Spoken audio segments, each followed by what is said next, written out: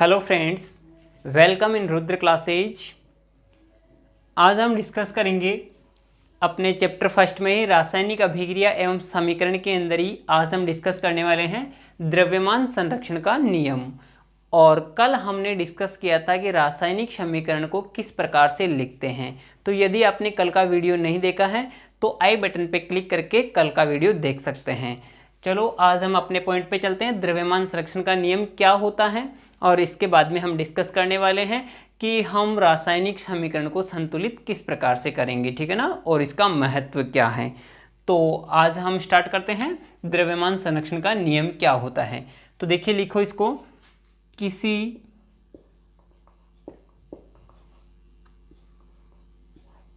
रासायनिक समीकरण में द्रव्यमान न तो बनाया जा सकता है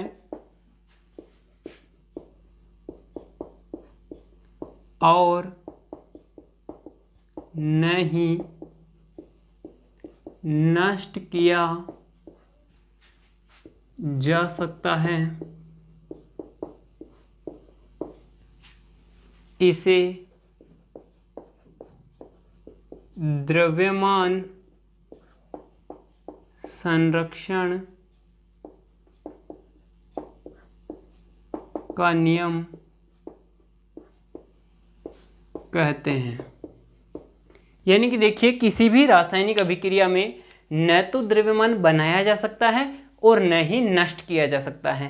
यानी कि हम इसको दूसरे शब्दों में इस प्रकार से कह सकते हैं कि किसी भी रासायनिक अभिक्रिया में जितना द्रव्यमान अभिकारकों का होता है उतना ही द्रव्यमान उत्पाद का होता है। यानी कि अभिकारक और उत्पाद का द्रव्यमान बराबर होता है। यानी कि इसी को हम दूसरे शब्दों में इस प्रकार से कह सकते हैं कि दूसरे शब्दों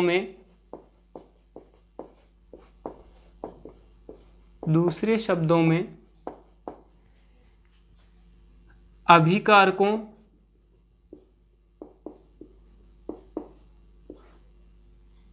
एवं उत्पादों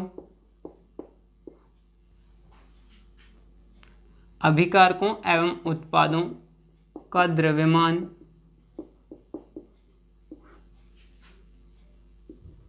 समान रहता है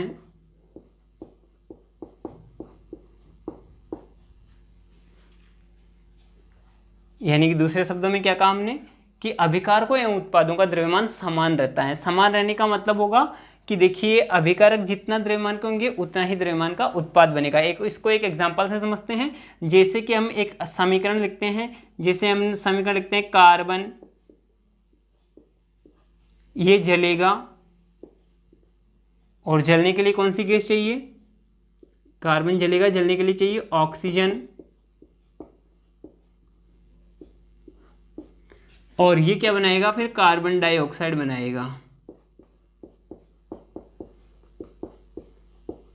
देखिए, ये कार्बन डाइऑक्साइड जो बना, ये तो हमने शब्द समीकरण लिखा, इसी को हम प्रतीक के रूप में लिखते हैं C+। जलने के लिए ऑक्सीजन चाहिए यानी कि O2, और ये क्या बनाएगा? देखिए, कार्बन डाइऑक्साइड यानी कि CO2 बना रहा है। तो अब देखिए, हमें क्या चाहिए कि ये जितने अभिकारक हैं यानी कि इनका जितना द्रव्यमान है उतना ही द्रव्यमान किसका होगा? CO2 का होगा। तो देखते इसमें अपने को संतुलित नजर आ रही है। ये देखिए, ये संतुलित है क्योंकि यहाँ पे कार्बन 1 है, यहाँ पे भी कार्बन 1 है, इधर ऑक्सीजन 2 है तो इधर भी ऑक्सीजन 2 है। यानी कि ये संतुलित रासायनिक समीकरण है। अब इसमें हमें ये पता लगाना है कि इस साइड का द्रव्यमान और इस साइड का द्रव्यमान बराबर है या नहीं। अगर ये द्रव्यमान बराबर है तो ये समीकरण किसका पालन कर रही है? द्रव्यमान संरक्षण का नियम का पालन कर रही है। और हर समीकरण अगर वो संतुलित है तो हर समीकरण द्रव्यमान संरक्षण का नियम का पालन करती हैं। तो देखिए, हम चेक करते हैं। अच्छा, इसका द्रव्यमान देखते हैं, ठीक है ना। तो देखिए, कार्बन का द्रव्यमान कितना होता है आपको याद होना चाहिए। कार्बन को हम इस प्रकार से लिख सकते हैं। तो देखिए, कार्बन को यदि आपको याद होगा, कार्बन 6 नंबर पे आता है, ठीक है ना, और इसका द्रव्यमान कितना होता है? 12 होता है, ठीक है ना। कार्बन कितने नंबर पे आता है? 6 नंबर पे आता है और इसका द्रव्यमान कितना होता है? 12 होता है। ऐसे ही ऑक्सीजन 8 नंबर पे आता है और इसका द्रव्यमान 16 होता है, ठीक है ना।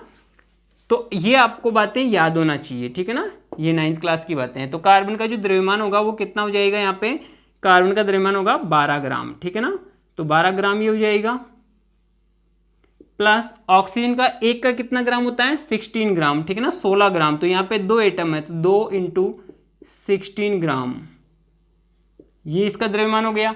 इधर भी देखिए एक तो कार्बन है यानी कि 12 ग्राम तो कार्बन हो जाएगा, प्लस ऑक्सीजन के कितने हैं, एक का 16 ग्राम होता है और 2 एटम है तो इस प्रकार से ये ग्राम हो जाएगा। तो अब देखिए यहाँ पे कितने हो जाएंगे 12 ग्राम प्लस 16 दूनी 32 ग्राम, और ये क्या हो जाएगा, इधर देखिए 12 ग्राम प्लस इधर भी 16 दूनी 32 ग्राम।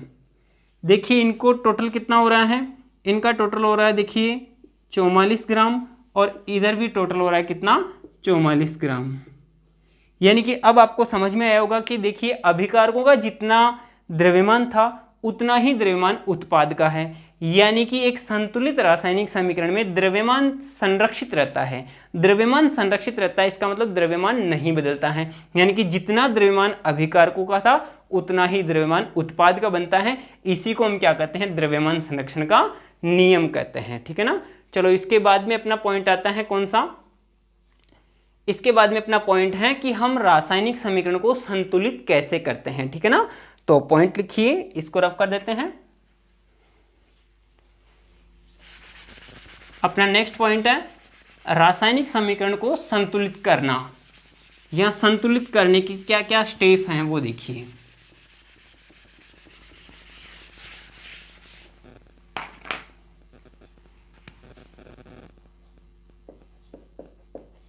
रासायनिक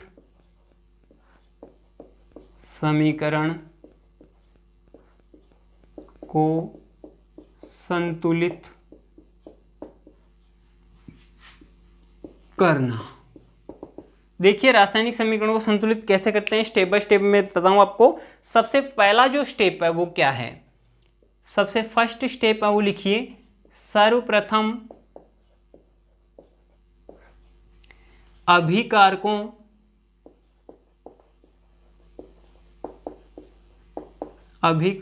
व उत्पादों को बॉक्स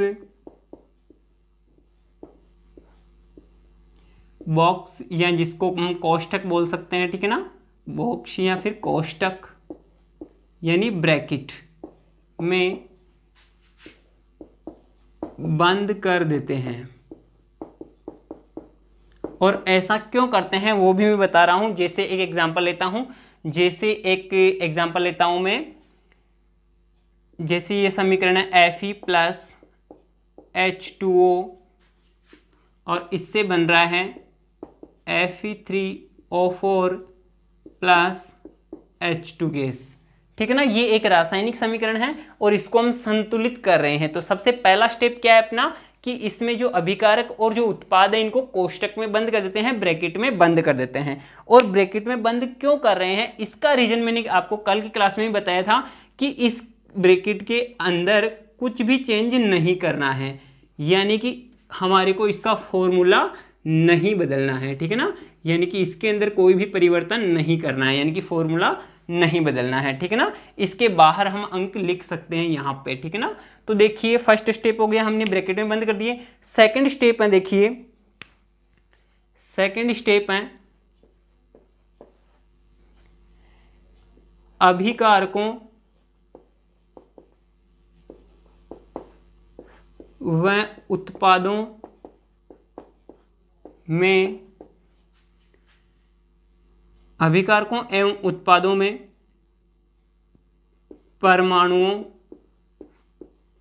की संख्या लिखते हैं, या लिखकर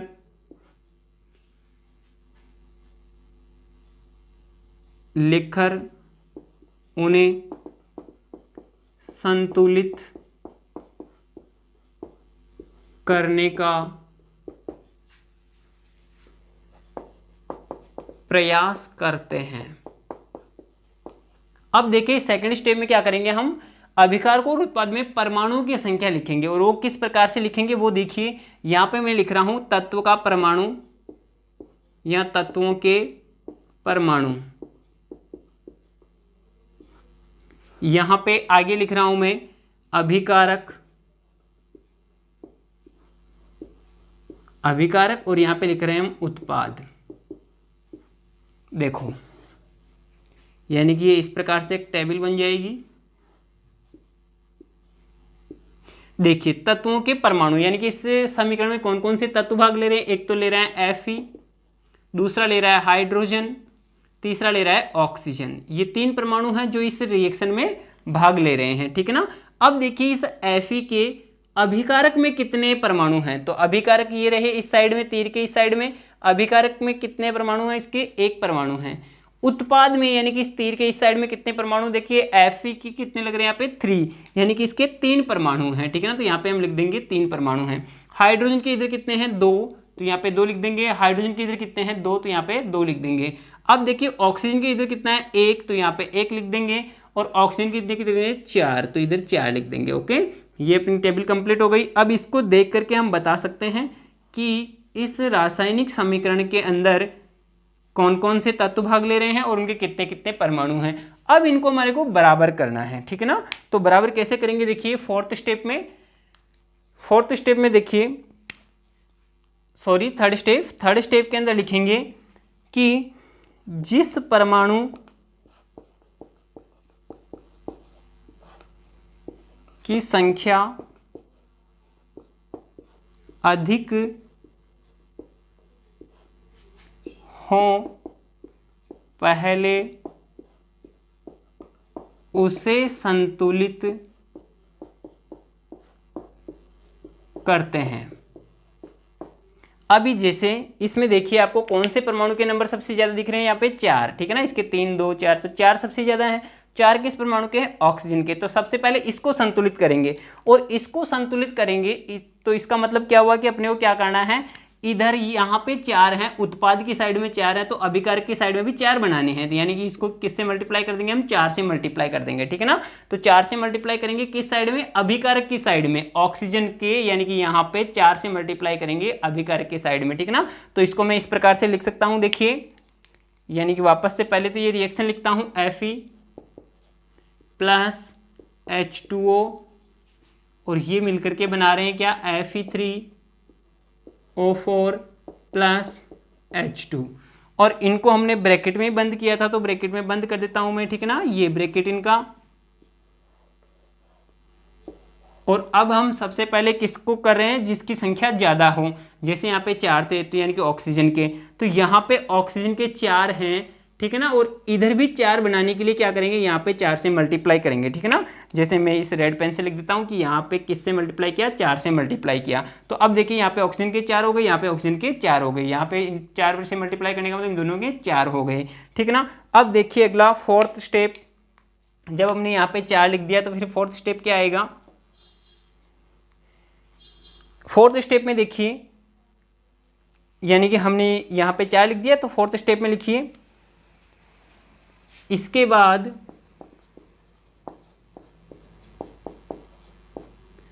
दूसरे परमाणु को संतुलित करते हैं। अब दूसरे परमाणु को संतुलित करने का मतलब है, देखिए यहाँ पे ऑक्सीजन 4 हो गए। तो अब देखिए आप हाइड्रोजन को, ठीक है ना, हाइड्रोजन को देखिए, हाइड्रोजन के यहाँ पे कितने हैं, H2, 2 तो अंदर हैं और 4 बाहर है, तो 4 दूनी 8 हो जाएंगे। यहाँ पे हाइड्रोजन के 8 हो गए, जबकि यहाँ पे हाइड्रोजन के 2 ही हैं, ठीक है ना। तो अब हम लिखेंगे कि H2O को, या फिर ऐसे लिखेंगे कि H2O को 4 से मल्टीप्लाई करने पे क्या हो गया, ऑक्सीजन के तो 4 हो गए, लेकिन हाइड्रोजन के यहाँ पे 8 हो जाते हैं। तो हम ऐसे लिखेंगे कि H2O को 4 से गुणा करने पर अभिकारक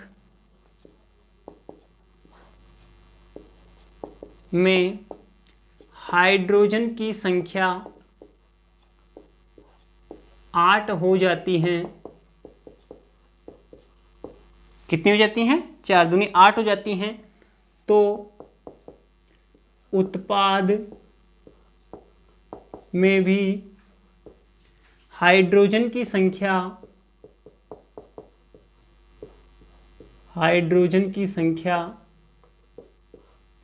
8 बनाने के लिए, बताओ इधर भी हाइड्रोजन की संख्या 8 बनानी है तो किससे मल्टीप्लाई करेंगे? 8 से करेंगे या 4 से ही करेंगे? 4 से ही करेंगे, क्योंकि यहाँ पे 4 लिखेंगे तो 4 दूनी 8 हो जाएंगे, ठीक है ना। तो 4 से, यानी कि 8 बनाने के लिए 4 से गुणा करते हैं। किसको गुणा कर रहे हैं? उत्पाद में, ठीक है ना। उत्पाद में इधर हाइड्रोजन को, ठीक है ना। उत्पाद में हाइड्रोजन की संख्या 8 बनाने के लिए 4 से गुणा करते हैं, ठीक है ना। किसको? हाइड्रोजन को गुणा करेंगे। तो यहाँ पे मैं लिख देता हूँ, देखिए ये पूरी समीकरण वापस ऐसे ही, ये Fe जिसको मैंने ब्रैकेट में बंद किया, फिर ये यहाँ पे H2O, ये भी ब्रैकेट में बंद, और इससे बन रहा है अपने Fe3O4, ये भी ब्रैकेट में बंद, और साथ में बन रहा है H2। अब देखो हमने क्या क्या किया था वो देखिए, यहाँ पे मैं 4 लिख रहा हूँ वापस रंगीन पेन से, और अब हमने क्या किया, यहाँ पे भी 4 से मल्टीप्लाई कर दिया। अब देखिए इसके बाद में कौन सा स्टेप आता है? नेक्स्ट स्टेप, यानी next 5th step.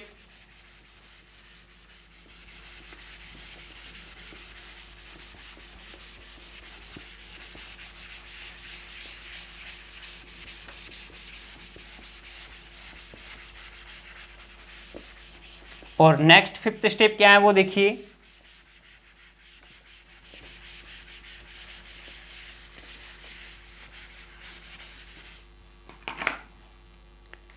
Fifth step, यानी कि हमने कौन कौन सी बराबर कर लिए? ऑक्सीजन के और हाइड्रोजन के, यानी कि ऑक्सीजन व हाइड्रोजन के परमाणु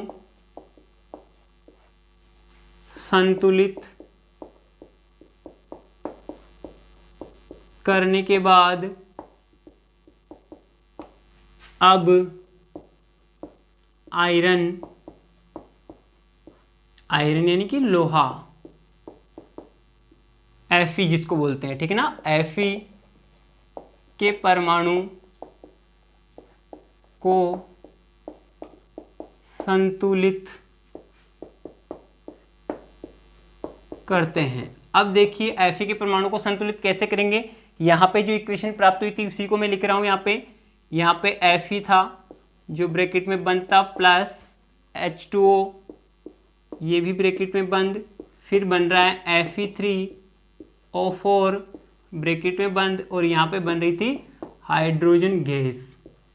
और यहाँ पे जो नंबर लगे हुए थे वो देखिए कौन कौन से लगे हुए थे, यहाँ पे लगे हुए थे 4 और यहाँ पे भी लगे हुए थे 4। अब अपने को क्या करना है, हाइड्रोजन और ऑक्सीजन के तो सेम हो गई, लेकिन अपने को क्या बनाना है, Fe के नंबर भी सेम बनाने हैं। तो देखिए Fe यहाँ पे एक ही है लोहा, और यहाँ पे देखिए Fe कितना है, 3 है। तो बताइए यहाँ 1 का 3 बनाने के लिए क्या करना होगा, यहाँ 3 से मल्टीप्लाई करना होगा, यहाँ 3 से गुणा करना होगा। तो मैं अब इसको कैसे लिख देता हूँ, इसको मैं इस प्रकार से लिख सकता हूँ, कैसे कि यहाँ पे लिख दूंगा मैं 3, ठीक है ना, इसको 3 से मल्टीप्लाई कर दूंगा। तो यहाँ पे मैं पॉइंट बना करके भी लिख सकता हूँ, वैसे मैं यहाँ पे लिख देता हूँ। चलो ये Fe जिसको मैंने 3 से मल्टीप्लाई कर दिया, फिर ये H2O, और ये ऐसे का ऐसा ही Fe3O4 प्लस ये H2, ठीक है। और ये जो नंबर लिखे हमने वो कुछ इस प्रकार से हैं बैलेंस करने के लिए, ठीक है। अब देखिए ये बैलेंस हो चुकी हैं, ठीक है ना। तो देखिए यहाँ पे लिखेंगे 6 नंबर पॉइंट में, यहाँ 6 नंबर पॉइंट यहाँ पे लगा लीजिए आप, ठीक है ना। ये 6 नंबर पॉइंट की इक्वेशन है। तो अब इसको लिख लेते हैं कि लोहे को संतुलित, लोहे का मतलब यहाँ लोहे के परमाणु को, लोहे को संतुलित करने के लिए अभिकारक में Fe को 3 से गुणा करते हैं, और जो हमने यहाँ पे कर दिया था। अब लिखिए 7 नंबर पॉइंट, अब रासायनिक समीकरण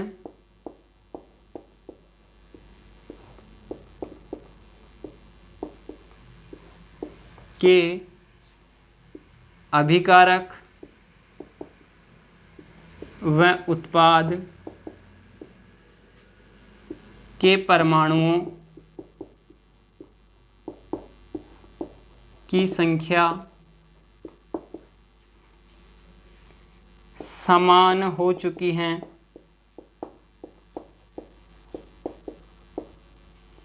अर्थात समीकरण संतुलित हो चुकी हैं। क्या हो चुकी है? समीकरण संतुलित हो चुकी हैं। अब संतुलित या अब इस संतुलित, ऐसे लिख सकते हैं कि इस संतुलित समीकरण को बिना कोष्टक के, या फिर ऐसे लिख देते हैं इस समीकरण, अब इस संतुलित समीकरण के कोष्टक या जिसको हम बॉक्स कह रहे थे हटा देते हैं, कोष्टक हटा देते हैं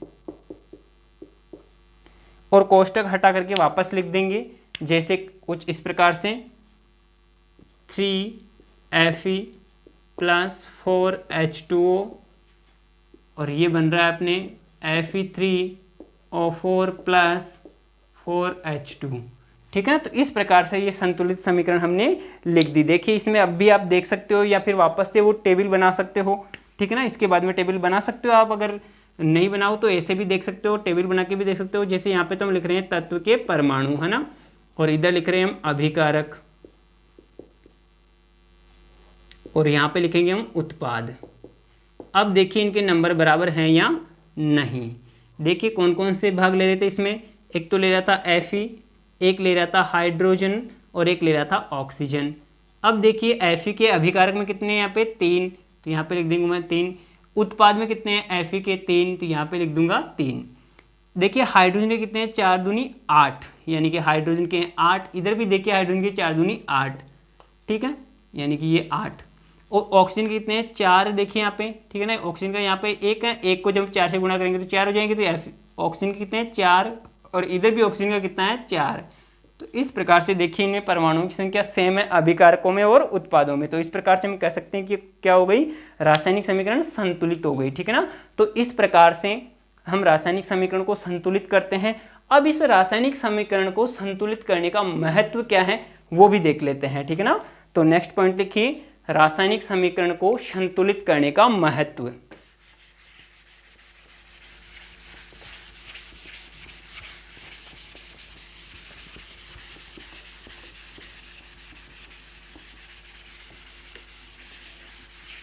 यानी संतुलित करने का क्या महत्व है, तो पॉइंट लिखिए,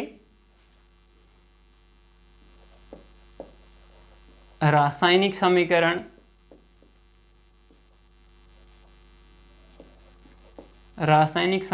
को संतुलित करने का महत्व क्या है, क्यों करते हैं। ठीक है ना। तो वो देखिए रासायनिक समीकरण को संतुलित करने का ये महत्व रहता है। देखिए अभी हमने पढ़ा था कौन सा, द्रव्यमान संरक्षण का नियम। ठीक है ना। तो अगर हम संतुलित करेंगे तो ही वो एक रासायनिक समीकरण जो संतुलित होती हैं वो ही द्रव्यमान संरक्षण का नियम का पालन करती हैं। ठीक है ना। तो यहाँ पे लिखिए कि सभी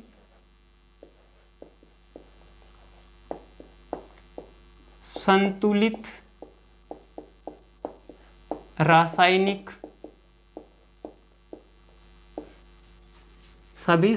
रासायनिक समीकरण या समीकरणें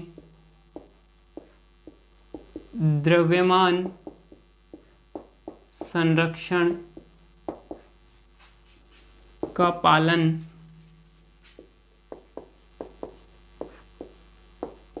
करती हैं, इसलिए समीकरण या रासायनिक समीकरण को संतुलित करना आवश्यक है, क्योंकि समीकरण को